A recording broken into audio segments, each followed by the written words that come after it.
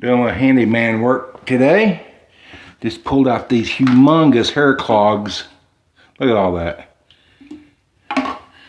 And this drain. Huge. Huge. Now I'm just taking this one off. Oh, and yeah. I don't know if you see that or not.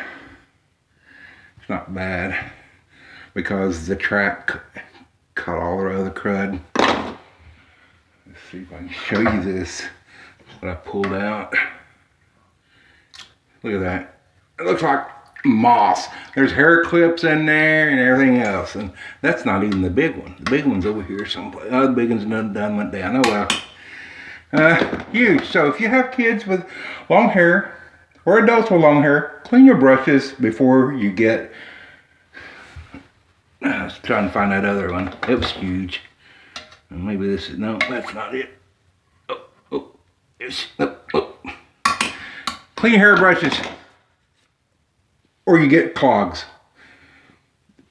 Tip of the day. Out.